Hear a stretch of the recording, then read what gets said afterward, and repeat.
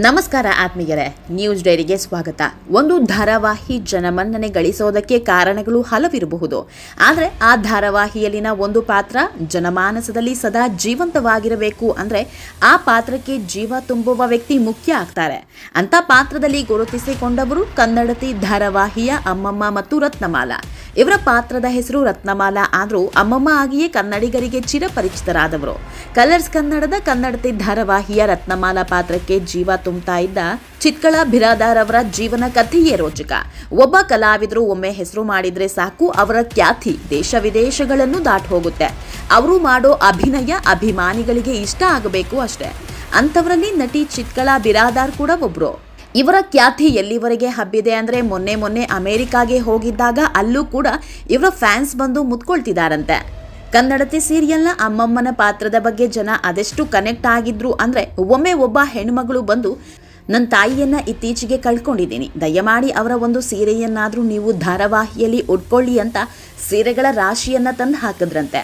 ಅಂದರೆ ಇವರಲ್ಲಿ ಅವರ ತಾಯಿಯನ್ನ ನೋಡೋರಿದ್ದಾರೆ ಅಂದರೆ ಒಬ್ಬ ಕಲಾವಿದೆಗೆ ಇದಕ್ಕಿಂತ ಭಾಗ್ಯ ಇನ್ನೇನಿದೆ ಹೇಳಿ. ಆತ್ಮೀಯರೇ, ಚಿತ್ಕಳ ಅವರ ನಿಜವಾದ ಹೆಸರು ಇದೆಯಲ್ಲ, ಊರ್ಮಿಳಾ ಅಂತ. ಹಾಗಾದ್ರೆ ಇವರ ಹಿನ್ನೆಲೆ ಏನು? ಇವರ ಗಂಡ ಯಾರು? ಬಣ್ಣದ ಬದುಕಿಗೆ ಕಾಲಿಟ್ಟಿದ್ದು ಹೇಗೆ? ಮಕ್ಕಳು ಏನ್ ಮಾಡ್ತಿದ್ದಾರೆ? ಇದೆಲ್ಲದರ ಬಗ್ಗೆ ಇವತ್ತಿನ ವಿಡಿಯೋದಲ್ಲಿ ಹೇಳ್ತಾ ಹೋಗ್ತೀವಿ.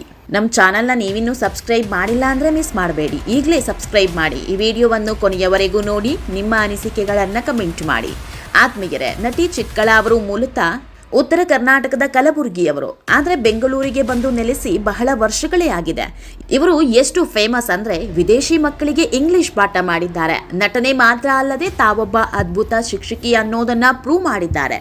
ಬೆಂಗಳೂರಿಗೆ ಬಂದು ಬಹಳ ವರ್ಷ ಆಗಿದ್ದಕ್ಕೋ ಏನೋ ಉತ್ತರ ಕನ್ನಡ ಮಾತಿನ ಶೈಲಿ ಸ್ವಲ್ಪ ಮರೆಯಾಗಿದೆ. ಚಿತ್ಕಳ ತಂದೆ ಸಾಹಿತಿಗಳು, ಈ ಕಾರಣಕ್ಕೋ ಏನೋ ಅವರ ಭಾಷೆ ಸ್ವಚ್ಛ ಸುಲಲಿತ ಕನ್ನಡ. ಜೊತೆಗೆ ಇವರು ಕೂಡ ಸಾಹಿತ್ಯವನ್ನೇ ಓದ್ಕೊಂಡಿರೋದು.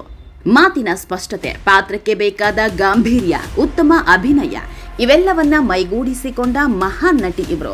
ಇನ್ನು ಇವರ ಹೆಸರಿನ ಹಿನ್ನೆಲೆ ಹೇಳೋದಾದ್ರೆ, ಚಿತ್ಕಳಾಗೆ ಹುಟ್ಟಿದ ಕೂಡಲೇ ಇಟ್ಟ ಹೆಸರು ಊರ್ಮಿಳಾ. ಆದ್ರೆ ಸ್ವತಃ ಚಿತ್ಕಳ ಅವರಿಗೆ ಈ ಹೆಸರೇ ಇಷ್ಟ ಆಗಿರ್ಲಿಲ್ವಂತೆ. ಮನೆಯವರಿಗೂ ಅದೇನನ್ಸಿತೋ ಗೊತ್ತಿಲ್ಲ. ಮಗಳಿಗೆ 2 ವರ್ಷ ಇರುವಾಗ ಚಿತ್ಕಳ ಅಂತ ಹೆಸರು ಬದಲಾಯಿಸ್ತಾರೆ. ಅಂದ್ರೆ ಪಾರ್ವತಿ ಅಂತ ಅರ್ಥ. ಶಿವನ ಚಿತ್ತದ ಕಳೆ ಚಿತ್ಕಳೆ, ಅದು ಚಿತ್ಕಲೆ ಹೋಗಿ ಇವರಿಗೆ ಹೆಸರಿಡುವಾಗ ಚಿತ್ಕಳ ಆಯ್ತಂತೆ. ಲಲಿತಾ ಸಹಸ್ರನಾಮದಲ್ಲೂ ಈ ಹೆಸರು ಬರುತ್ತೆ. ಇವರಿಗೆ ತನ್ನ ಹೆಸರಿನ ಬಗ್ಗೆ ಅಪಾರ ಹೆಮ್ಮೆ ಇದೆ. ಆತ್ಮೀಯರೇ, ನಟಿ ಚಿತ್ಕಳ ಮದುವೆಯಾಗಿ ಬೆಂಗಳೂರಿಗೆ ಬಂದ ಹೊಸದರಲ್ಲಿ 3 ವರ್ಷಗಳ ಕಾಲ ಕಾಲೇಜೊಂದರಲ್ಲಿ ಪ್ರಾಧ್ಯಾಪಕಿಯಾಗಿ ಕೆಲಸ ಮಾಡ್ತಾ ಇದ್ರು. ಇವರ ಗಂಡ ಸಾಫ್ಟ್ವೇರ್ ಇಂಜಿನಿಯರ್. ಈ ದಂಪತಿಗೆ 2 ಮುದ್ದಾದ ಮಕ್ಕಳು, 4 ಜನರ ಸಂಸಾರ ಇವರದ್ದು. ಆದ್ರೀಗ ಈ ಕುಟುಂಬ ದೊಡ್ಡದಾಗಿದೆ. ಸೊಸೆಯಂದಿರು ಸಹ ಬಂದಿದ್ದಾರೆ, ಅದನ್ನ ಮುಂದೆ ಹೇಳ್ತೀವಿ. ನಟಿ ಚಿತ್ಕಳಾಗೆ ಚಿಕ್ಕ ವಯಸ್ಸಿನಿಂದಲೂ ಸಾಂಸ್ಕೃತಿಕ ಚಟುವಟಿಕೆಗಳ ಮೇಲೆ ವಿಪರೀತ ಒಲವು. ಶಾಲಾ ಕಾಲೇಜುಗಳಲ್ಲಿ ಯಾವುದೇ ಕಾರ್ಯಕ್ರಮ ಇದ್ರೂ ಭಾಗವಹಿಸ್ತಾ ಇದ್ರು. ಚರ್ಚಾ ಸ್ಪರ್ಧೆ, ಏಕಪಾತ್ರ ಅಭಿನಯ, ನೃತ್ಯ, ನಾಟಕ ಎಲ್ಲದರಲ್ಲೂ ಮುಂದಿರ್ತಾ ಇದ್ರು. ಆದ್ರೆ ತಂದೆ ತಾಯಿಗೆ ಮಗಳು ಎಲ್ಲಿ ಓದೋದನ್ನ ನಿಲ್ಲಿಸ್ತಾರೋ ಅನ್ನೋ ಆತಂಕ ಕಾಡ್ತಾ ಇತ್ತು. ಇದೇ ಕಾರಣಕ್ಕೆ ಸಾಂಸ್ಕೃತಿಕ ಚಟುವಟಿಕೆಗಳನ್ನೆಲ್ಲ ಬಿಟ್ಟು ಓದಿನ ಕಡೆ ಗಮನ ಕೊಡುವಂತೆ ಮಾಡಿದ್ರು. ಚಿಕ್ಕ ವಯಸ್ಸಲ್ಲಿ ತಾವು ಪ್ರಾಧ್ಯಾಪಕಿ ಆಗಬೇಕು ಅನ್ಕೊಂಡಿದ್ದನ್ನ ಕೊನೆಗೆ ಆಗಿಯೇ ತೋರಿಸಿದ್ರು. ಆತ್ಮೀಯರೇ, ನಟಿ ಚಿತ್ಕಳಾಗೆ ಬಣ್ಣದ ಬದುಕಿನ ನಂಟು ಬೆಳೆದಿದ್ದೇ ರೋಚಕ. ಮದುವೆಯಾದ ಕೆಲವು ವರ್ಷಗಳ ನಂತರ ಜರ್ಮನಿಗೆ ಹೋಗಬೇಕಾಗುತ್ತೆ.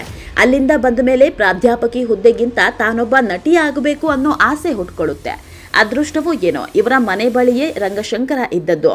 ಒಮ್ಮೆ ನಾಟಕ ನೋಡಲು ಹೋದಾಗ ತಮ್ಮ ಆಸೆ ಮತ್ತಷ್ಟು ಚಿಗುರೊಡೆಯುತ್ತೆ. ಗಂಡನ ಬಳಿ ಹೇಳಿದಾಗ ಅವರು ಸಹ ಓಕೆ ಅಂತಾರೆ. ಹೀಗಾಗಿ ಅಲ್ಲಿಂದಲೇ ರಂಗಭೂಮಿಗೆ ಪ್ರವೇಶ ಮಾಡ್ತಾರೆ. ಕೊನೆಗೆ ನಾಟಕಗಳಲ್ಲೇ ಬ್ಯುಸಿಯಾಗಿದ್ದ ಚಿತ್ಕಳ ಅವರು ಹಿರಿಯ ಕಲಾವಿದೆ ಸುಂದರಶ್ರೀ ಅವರ ಜೊತೆ ಹೆಚ್ಚು ನಾಟಕ ಮಾಡ್ತಾ ಇದ್ರು.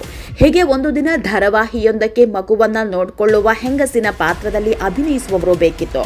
ಅದು 1-2 ದಿನದ ಶೂಟಿಂಗ್ ಅಷ್ಟೇ. ನೀನದನ್ನ ಮಾಡು ಅಂತ ಸುಂದರಶ್ರೀಯವರೇ ಒತ್ತಾಯ ಮಾಡಿದ್ರು. ಆದರೆ ಅವರಿಗೆ ಸಿನಿಮಾ ಧಾರಾವಾಹಿ ಸಹವಾಸವೇ ಬೇಡ ಅಂದ್ಕೊಂಡಿದ್ರು. ಆದರೆ ಅವರ ಒತ್ತಾಯಕ್ಕೆ ಮಣಿದು ಬಂದೇ ಬರುತ್ತವ ಕಾಲ ಅನ್ನೋ ಸೀರಿಯಲ್ನಲ್ಲಿ ನಟಿಸ್ತಾರೆ. ಹೀಗೆ ಆರಂಭವಾದ ಕಿರುತೆರೆ ಪಯಣ ಕನ್ನಡತಿವರೆಗೂ ತಂದು ನಿಲ್ಲಿಸಿದೆ. ಆತ್ಮೀಯರೇ, ಇವರು ಇಲ್ಲಿವರೆಗೆ 35 ಧಾರಾವಾಹಿಗಳಲ್ಲಿ ನಟಿಸಿದ್ದಾರೆ. ಆದರೆ ಇವರನ್ನ ಗುರುತಿಸಲು ಆರಂಭಿಸಿದ್ದು ಉತ್ತರ ಕರ್ನಾಟಕ ಭಾಷೆಯ ಹಾಸ್ಯಮಯ ಸೀರಿಯಲ್ 108 ಸುಳ್ಳು ಮೂಲಕ. ಬಳಿಕ ಅವನು ಮತ್ತೆ ಶ್ರಾವಣಿ ಧಾರಾವಾಹಿಯ ತಮಿಳು ಅಯ್ಯಂಗಾರ್ ಮಹಿಳೆಯ ಪಾತ್ರದಲ್ಲಿ ಕಾಣಿಸಿಕೊಂಡ್ರು. ಇದಾದ್ಮೇಲೆ ಅಗ್ನಿಸಾಕ್ಷಿ, ಮಾನಸ ಸರೋವರ, ಸುಬ್ಲಕ್ಷ್ಮಿ ಸಂಸಾರ, ಆರತಿಗೊಬ್ಬ ಕೀರ್ತಿಗೊಬ್ಬ ಹೀಗೆ ಅನೇಕ ಧಾರಾವಾಹಿಗಳಲ್ಲಿ ನಟಿಸಿ ಸೈ ಅನ್ಸ್ಕೊಂಡಿದ್ದಾರೆ. ಆದ್ರೆ ಕನ್ನಡತಿಯ ಅಮ್ಮಮ್ಮ ಇವರ ಅಭಿನಯವನ್ನ ಬೇರೆಯದ್ದೇ ದಿಕ್ಕಿಗೆ ಕರೆದೊಯ್ತು. ಆತ್ಮೀಯರೇ, ಪ್ರತಿಯೊಬ್ಬ ಕಲಾವಿದರು ಇಂತಹದೊಂದು ಪಾತ್ರ ಸಿಗಲಿ ಅಂತ ಆಸೆ ಪಡ್ತಾರೆ, ಆದ್ರೆ ಎಲ್ರಿಗೂ ಸಿಗಲ್ಲ. ಆದ್ರೆ ಚಿತ್ಕಲಾ ಅವರಿಗೂ ಕೂಡ 34 ಧಾರಾವಾಹಿ ಆದಮೇಲೆಯೇ ಇಂಥ ಪಾತ್ರ ಸಿಕ್ಕಿದ್ದು. ಕೇವಲ ಧಾರಾವಾಹಿ ಮಾತ್ರ ಅಲ್ಲ, ಸುಮಾರು 18 ಸಿನಿಮಾಗಳಲ್ಲಿ ನಟಿಸಿದ್ದಾರೆ. ಯುವರತ್ನ, ಪ್ರೇಮಂ ಪೂಜ್ಯಂ, ನಿನ್ನ ಸನಿಹಕ್ಕೆ, ಕಾಲಚಕ್ರ ಸೇರಿದಂತೆ ಹಲವು ಸಿನಿಮಾಗಳಲ್ಲಿ ನಟಿಸಿದ್ದಾರೆ. ಆತ್ಮೀಯರೇ, ನಟಿ ಚಿತ್ಕಲಾ ಅವರ ಮಗ ಅಮೆರಿಕಾದಲ್ಲಿ ಸೆಟಲ್ ಆಗಿದ್ದು ಇತ್ತೀಚೆಗೆ ಮದುವೆ ಕೂಡ ಆಗಿದ್ದಾರೆ. ಒಟ್ನಲ್ಲಿ ಅನಿರೀಕ್ಷಿತವಾಗಿ ಬಣ್ಣದ ಬದುಕಿಗೆ ಕಾಲಿಟ್ಟ ನಟಿ ಚಿತ್ಕಲಾ ಇವತ್ತು ಬಹುಬೇಡಿಕೆಯ ನಟಿಯಾಗಿ ಮಿಂಚುತ್ತಿದ್ದಾರೆ. ಆತ್ಮೀಯರೇ, ಈ ವಿಡಿಯೋ ನಿಮಗೆ ಇಷ್ಟವಾದಲ್ಲಿ ಲೈಕ್ ಮಾಡಿ, ಶೇರ್ ಮಾಡಿ, ಕಮೆಂಟ್ ಮಾಡಿ. ಇನ್ನೂ ನಮ್ಮ ಚಾನಲ್ನ ಸಬ್ಸ್ಕ್ರೈಬ್ ಮಾಡಿಲ್ಲ ಅಂದರೆ ಮಿಸ್ ಮಾಡಬೇಡಿ, ಈಗಲೇ ಸಬ್ಸ್ಕ್ರೈಬ್ ಮಾಡಿ.